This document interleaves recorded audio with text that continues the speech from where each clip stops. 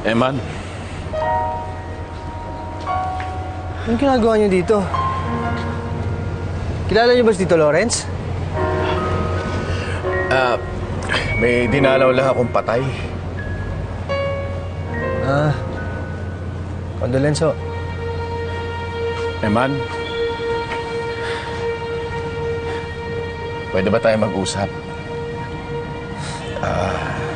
Tungkol sana kay Dean at sa anak nila ni Mel. Huwag na ho kayong makialam. Hindi ko maiiwasan yun. Anak ko rin si Dean. Alam mo, Eman, kahit ganyan si Dean, mahilig yan sa mga bata. Gusto na nga niya maging ama eh.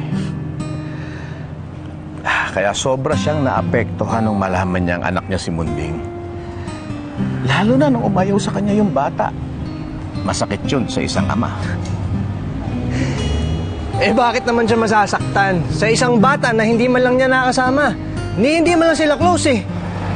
Ang OA naman ako, nasasaktan-saktan pa siya. Alam mo, Emma, ang pagiging ama, wala yan kung kasama mo yung bata o hindi. Wala rin yan sa dugo. Sa isang lalaki, nararamdaman yun. Alam niya na isa siyang ama. Kaya kung pwede sana mag-usap na kayong mga magulang. Kahit isang beses lang. Sana naman ho, naiintindihan niyo rin ako. Dahil ilang beses na kami ginulo ng anak ninyo. Una kaming dalawa lang nung asawa ko, tapos ngayon naman. Pati naman anak ko, ngayon, ha? Alam ko maraming mali si Dean.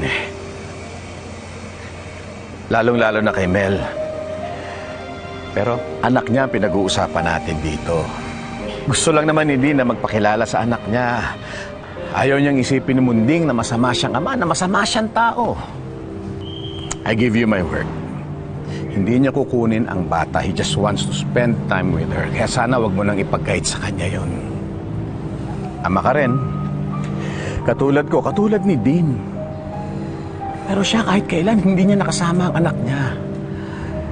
Gusto lang niyang mag-iwan ng magandang memorya sa bata. Kaya sana, maintindihan mo.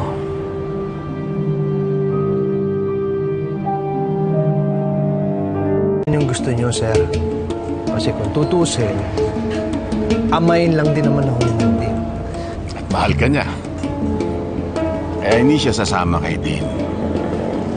Dahil mahal ka niya at si Mel.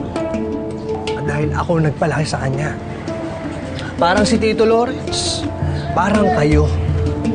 Ay, pare-pareho lang pala tayo mga hindi totoong ama eh. Pero hindi ba sobra-sobra na nating mahalin yung mga anak-anakan natin? Minsan nga, yung mga hindi tunay na ama, eh mas ama pa kaysa sa totoong tatay. Dahil ako yung totoong tatay, iniwan din kami ng nanay ko. Parang si Dean. Pinagkaiba lang nila, rapist yung walang hiya akong ama. Mabuti kayo. Mabait kayo. Huwag kayo mag-alala. Sige, kakausapin ko si Mel. Dali. Ano nga ba ulit yung number ninyo? Naitapon ko yung papel na binigay nyo nun eh. Ano ang pangalan ninyo? Ako na maglalagay.